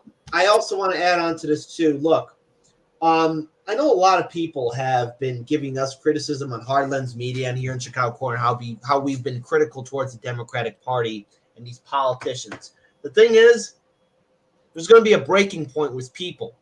All right, it won't be just Hard Lens Media or Jimmy Dore or Revolutionary Blackout Network or Convo Couch or anyone else, because pretty soon it's going to be the average citizen calling out all these politicians who built this horrifying system. Look how long she was waiting, decades. Think about how many other Americans, not only here in Chicago, but nationwide, are dealing with situations similar to that. Ilhan on the chat. People to calm down. Check this out. What's up? Check this out, Ilhan. America. I'm sorry, I didn't mean to interrupt you, kid. I just didn't want to lose. I thought you would. There was a pause there. I thought you'd finish what you said. America, the land of your comfort or your child. We are insane. Screw listening to politicians. Big LH, you've waited decades for this moment. Now you only have a week to complete your application.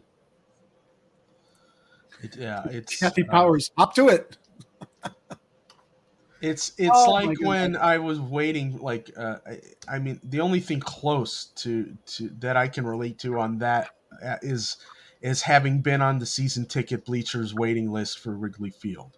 There you go. It like for nearly a decade until they finally send me a letter saying, "Oh, good news, you're up in line and you can purchase tickets." And in the meantime, I'm flat broke. Or it's like when we were kids waiting to get tickets for the Bozo show at WGN. Yes. It was a 9-year wait. Yeah, I was fortunate enough that my cousins had won one of those lotteries, so I got to go when I was actually still a kid.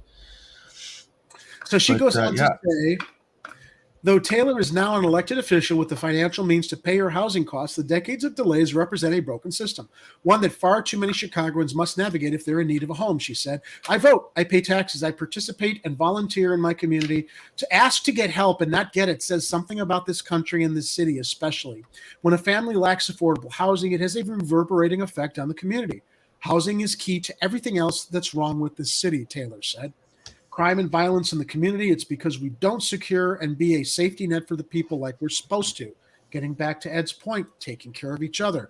To that end, Taylor recently introduced the Accountable Housing and Transparency Ordinance, which aims to make it easier and quicker for people seeking affordable housing to find a home that fits their needs. The ordinance proposal builds on the work of community groups like the Chicago Housing Initiative, the Chicago Coalition for the Homeless, Southside Together Organizing for Power, the Residents Association of Greater Englewood, and others, Taylor said. Organizations have been working for years to get stuff through to hold CHA and the city accountable, and the city's done the bare minimum in response, Taylor said. The CHA can't confirm the details of Taylor's experience for privacy reasons, even though she's gone public with it. But we, quote, fully agree that more resources are needed to address the need for affordable housing in Chicago and around the nation, spokesperson Matthew Aguilar said. Meanwhile, guys, what do we have money for? War. Boom. Yep. In Chicago? More tourism, of course, definitely. Casino. The Triple Beam Casino. Yep. We don't have money for our people. No, we got money for the casino, the Triple Beam Casino, but nothing for our people. Yep. The CHA's Section 8 waiting list opened in 2014, and the agency is working to place the 75,000 families who were added to the list at the time, Aguilar said. Since then, 43,000 families have received notices like Taylor's, he said. Families on the waiting list may only receive a voucher if an existing voucher holder no longer needs it. On average, about more red tape. Yeah. On average, about 2,400 families leave the CHA Section 8 program each year. At that rate, the agency will get through the families on its most recent waiting list sometime Well, if you in the didn't mid fill out the 2030s. form between this date and that date, and you weren't eligible then, but you're eligible now, but you might not be eligible in a week from now, then we'll just have to put you on the waiting list for eligibility. The agency's public housing and project-based voucher lists are always open and have wait times ranging from 6 months to 25 years. I'm sure most of those applicants are dead by the time they get the letter. Just, give them a call, find out if they need a house, put them on the list, find them a house. How hard is it? The empty houses, with all the empty properties across the city, like the ones that are used by people that kidnap women and hold them hostage in the homes for sex crimes, as Kira reported. And that's just one of the vacant homes. Right. So here's what Taylor's proposing: a push to ensure accountable housing. Taylor introduced the City Council Accountable Housing and Transparency Ordinance in late April. It will require, among other things, subsidized housing developers to maintain a 97% occupancy rate in their properties and maintain an average 60-day turnaround time for vacant units. The Housing Department to maintain a centralized waiting list and a centralized leasing platform for all available affordable housing. The Housing Department to designate and fund nonprofits as registration sites where people seeking housing could receive help with their applications.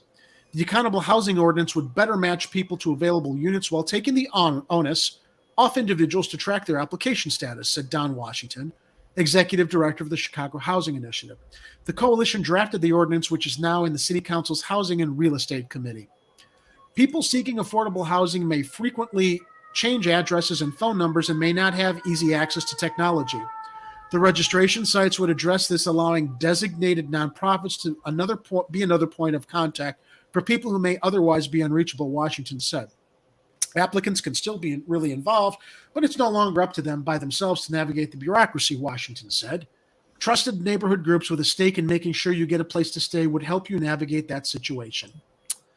The centralized housing database would also combine CHA information with vacancies submitted, but they've got solutions, and it's sitting in committee. Bass's experience while waiting to access adequate affordable housing are by no means rare, a fact that should motivate officials to act on the ordinance, she said. I hope that people that are in charge, the big wigs that sit on these roundtables and make decisions for people that have to deal with this on a daily basis, take this serious, Bass said. Hear our cries, hear our concerns, and that will make your job easier. Aguilar did not answer whether the CHA is in support of the ordinance. He touted the CHA's recent efforts to add 18 project-based vouchers at the newly christened Monty Butler Apartments in Taylor's 20th Ward. City housing officials look forward to discussing the proposed measure with Alderman Taylor. Housing Department spokesperson Eugenia Ord said she didn't say whether the department supports the ordinance as introduced. More of this, guys. More of this. Officials will work with the entire city council, our sister departments and agencies on ways we can expand housing access and choice for all residents, Orr said in a statement. Your heads ready to explode, guys? I just want to kick something in. I want to kick the political system's face right in. I wish I could, but I can't. I think we need to add public housing support. But what do we put in here? What do we? How do we word this? Jerry. I let's table it to discuss after the show because my brain is like overwhelmed with all the stuff we're sharing and what needs to be addressed. All right, let me quickly wrap up these other stories. I'm just going to go these really quickly, just for sake of irony and laughs, right? How about this one? Loop bank robber strikes for the fourth time in a month in Chicago, the FBI says. Fourth time in a month. They haven't caught the guys running around in a black Lamborghini shooting at people.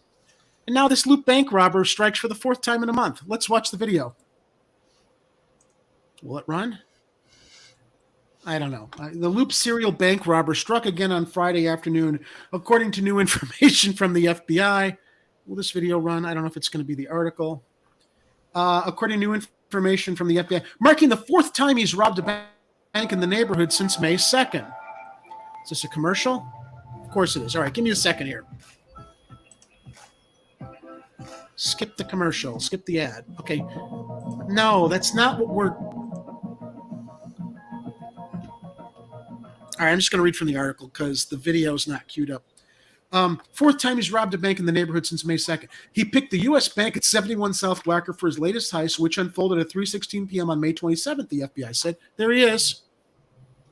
The robber wore a Led Zeppelin hoodie with the band's Swan Song logo emblazoned across the front. It remains to be seen if Friday's robbery will in fact be a swan song.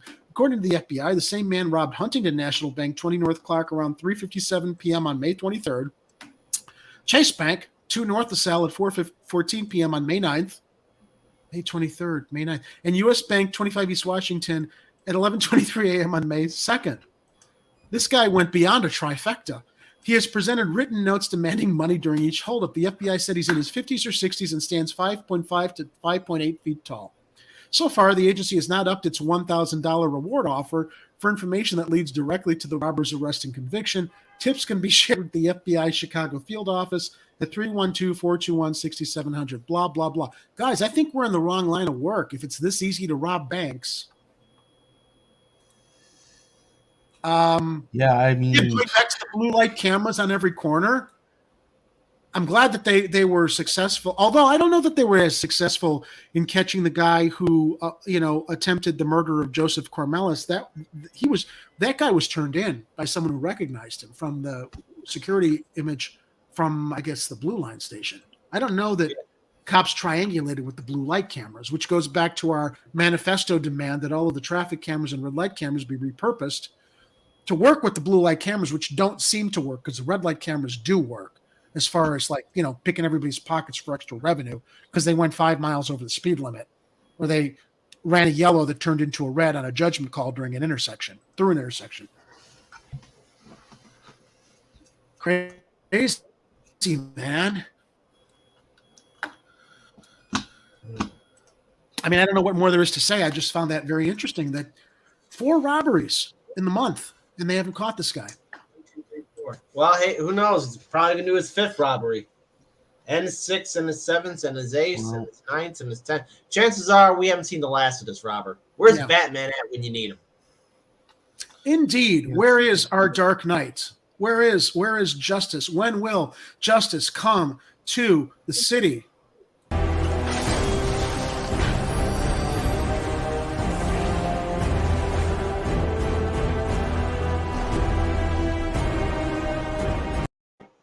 That's a guaranteed copyright strike I'm going to have to appeal. But it was worth it. It was worth the setup. All right. This is quickly following up on a story that Kira reported, I think 2 Tuesdays ago, regarding more unions in Chicago. Very interesting. And she shared this in our Slack, which I think it explains everything. This comes to us from the Tribune.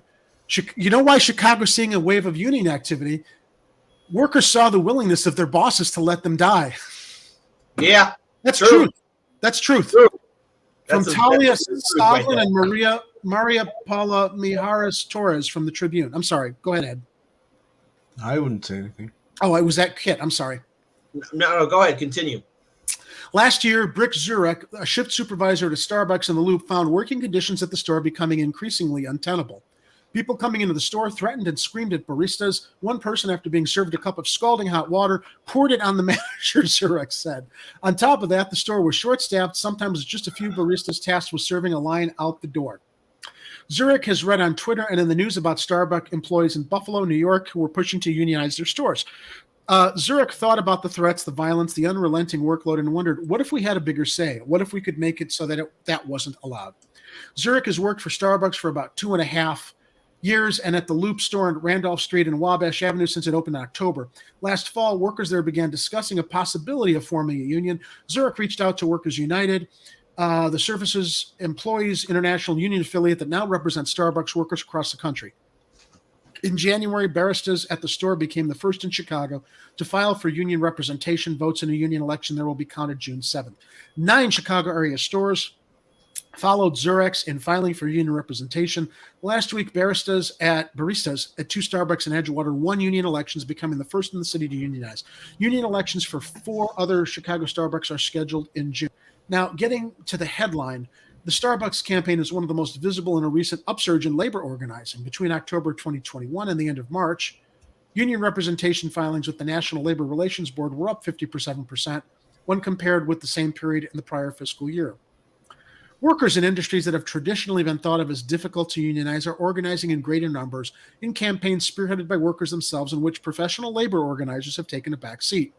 Amazon warehouse workers on Staten Island stunned the mainstream labor world when they voted to unionize with the Amazon Labor Union, although their win is yet to be replicated in another Amazon facility. During the pandemic, Chicago saw its first major museum union form at the Art Institute, where museum workers were joined by support staff at the museum school.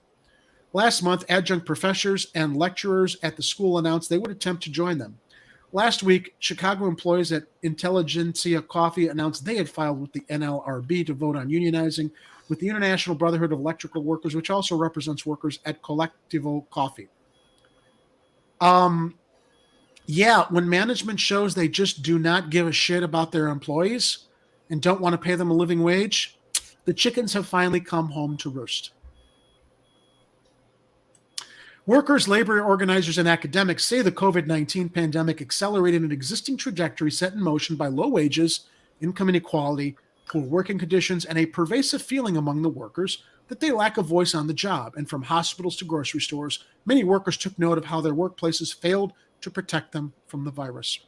I had to risk my life every single day to sell magnets, said Alexa Raymond, a retail sales associate at the Art Institute's museum store, who returned to work in early 2021 before vaccines were widely available and when many people on public transit eschewed masks. People really saw the willingness of their bosses to let them die. No surprise to me, sadly, said Gabriel Winant, a labor historian at the University of Chicago. At the same time, said Roberto Bruno, who directs the labor studies program at the University of Illinois, economic changes brought on by the pandemic, like a tight labor market, have given workers more leverage, thankfully. Because of the pandemic and supply chains and labor shortages, the conditions structurally have now aligned with their level of grievance and raised consciousness, Bruno said, and they feel, and they're correct to feel this way, that they have more power. We'd been asking for security guards there for months, said Zurich at the Starbucks store, who uses the pronoun they. And the answer was always, oh, we got to wait to hear from Seattle and see what they say. The next morning, shift supervisors at the store had a meeting with corporate Starbucks employees whom Zurich felt were dismissive of the baristas' safety concerns about 2 weeks after the workers filed for a union election in January. Starbucks placed a security guard in the store, they said. Starbucks did not respond to requests for comment on the shooting threat or its response. Oh, I missed a paragraph. This is what prompted that meeting. What turned the tide, Zurich said, was when a man came to the store in December, threatened and harassed people, then threatened to come back with a gun and shoot all of us. The answer was, oh, we've got to wait to hear from Seattle and see what they say. That's when the cards got signed. They said that's when it was very clear this is how we keep ourselves safe, right? Because they're not going to do it for us. We're the ones moving all the packages. Amazon. It goes on and on and on. I'm just glad the pandemic really forced a wake-up call. Yeah, Kathy, this is great. The people will win the struggle. We hope. We hold out hope. Guys? Well, look, people need to wake up to the fact that you had these managers and these corporations thinking that workers are going to keep on working through a pandemic. They're okay with people dying. Look what happened in the Amazon warehouse here in Chicago. There was a walkout from here. So the thing is, I understand managers, hey, look, they're people too, right? But managers, if you're going to start treating workers like crap because you're so close to the corporation, know this. If you're okay with sending the people that you're supposed to be in charge of to die, to be treated like crap, well, then expect workers not to give loyalty to you or respect you because you have already told them what you really think about them. So yeah, I want to see more of this, but I want to see more worker co-ops. So there we go. Yeah. That's what I want to see. More worker co-ops, because I think worker co-ops are better than unions. And again, look, again, the fight for unions to happen, make it happen. Ed, any thoughts? Yes, hello. My name is Triple Bean Espresso Roast Head. That's what you got? And you can find me at the, I don't know, I got nothing. All right. Well, I think we made our point there. Last story, so I can get off and order my dinner. Yeah, there we go. Yeah, so let's So let's wrap it up. Let's wrap it up really quickly. This is really a follow-up story to something we reported on last year. It only took a year, but a new state law mandates life rings along Lake Michigan after years of advocacy from Rogers Park neighbors. The law It's about freaking time. The law after Rogers Park neighbors squared off with the Chicago Park District on life ring policy along the lakefront following a 19-year-old's drowning death. This should have been a no-brainer, but you know those Chicago Park District bureaucrats, they just were going to fight it until it took the state to pass a law. Life rings will be required at all Lake Michigan access points in the state. This is our feel-good story at the end of the show. In the state, after Governor J.B. Pritzker signed a new law that some far north side neighbors and officials have been seeking for years. Pritzker said on Thursday he signed the Lake Michigan Rescue Equipment Act, which mandates that private and government-owned piers, beaches, and drop-off points along Lake Michigan have life-saving equipment such as life rings. It took the governor to push this through. The bill was introduced by Representative Kelly Cassidy, Democrat of Rogers Park, after the drowning death of a 19-year-old Miguel Cisneros last summer near Farwell Pier. Neighbors installed life rings at the pier following Cisneros and at least 2 other drowning deaths at the location. But those rings were removed by the Chicago Park District. Yeah, the incident led to a new wave of advocacy for life rings along the lakefront, helping to change Park District policy and now state law. Because, the Park District was was all tied up fighting its, sexual abuse allegations internally that had been covered up for I don't know, decades. Go ahead, Ed. I got nothing else other than. I wasn't sure if it was Ed or Kit. It was infuriating because we were covering this and they kept putting rings back and they kept taking them down and people kept putting a new one up there and they kept taking them down. We're like, what are you doing? Tone deaf. Look, it's power. No, we're right, you're wrong. You're just citizens living along the lakefront. You don't have a say in any of this stuff. We make the decisions. And you know what? You didn't ask us to put in the life rings, so we're going to take them out, despite the fact people are drowning. Yeah, except they did ask them. And they, it's like, oh no, we can't put a life ring in there. People might actually need to use them. What? The law also requires local governments to post warnings in high-risk lakefront areas and standardizes reporting requirements of drowning deaths to the Illinois Department of Public Health. The stories of recent drownings on Lake Michigan are both tragic and preventable, Pritzker said in the statement. This law will protect countless families from. I wonder if I guess they couldn't bring any lawsuits against the city for removing those life rings before other people drown. I'm sure it's a complicated, slippery slope, but I would say that the Park District was liable. Whether they authorize those life rings or not, if people drown after they removed them when they were there, it would take some really crafty lawyering. The stories of recent drownings on Lake Michigan are both tragic and preventable, Pritzker said in a statement. This law will protect countless families from experiencing those same terrible losses and ensure a safer Lake Michigan for the thousands of Illinoisans who enjoy it every year.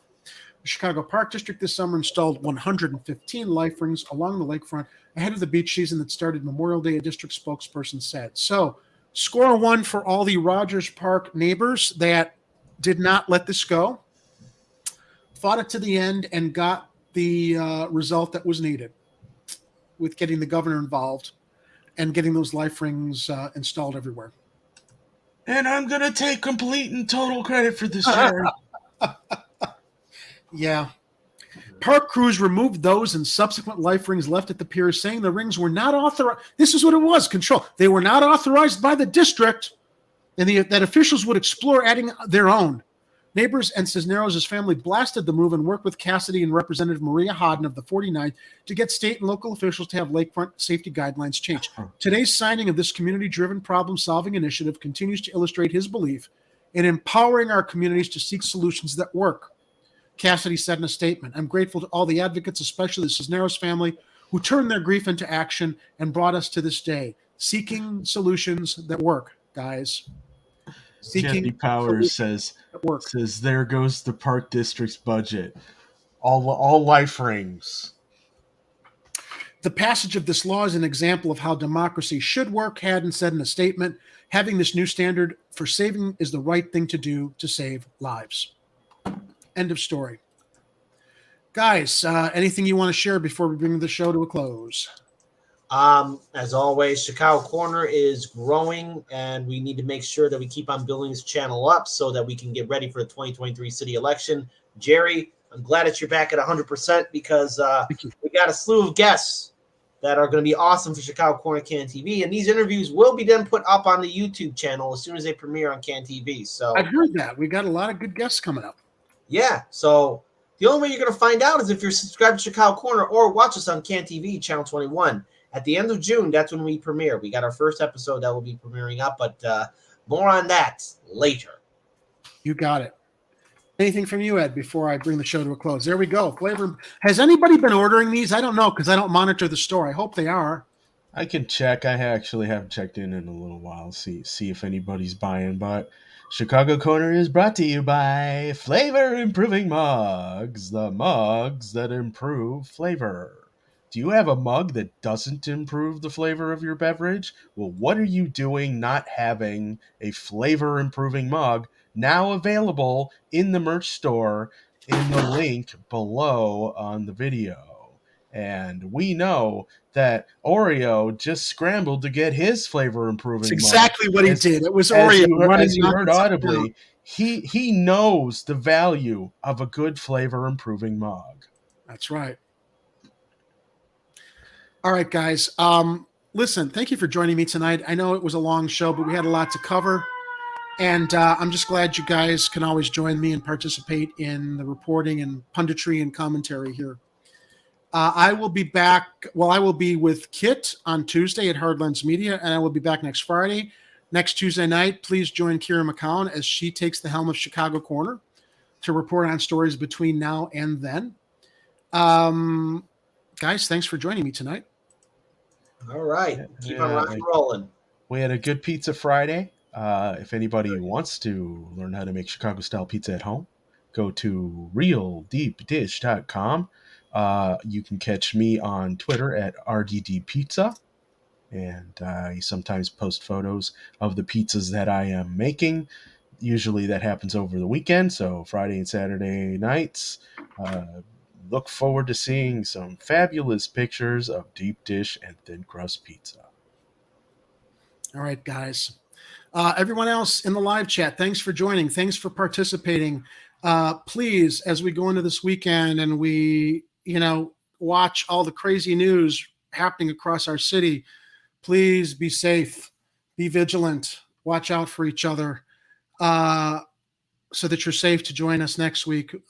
You can reach me, Jerry, at chicagocorner.tv if you have any suggestions for the show, or if you have a story or want to be join us for our Can TV Chicago Corner show. Please email me at Jerry at Chicago Corner TV. And until we meet again, everybody, please remember, if it's happening on the streets, you'll hear about it here on Chicago Corner. Stay safe, everybody, and peace out.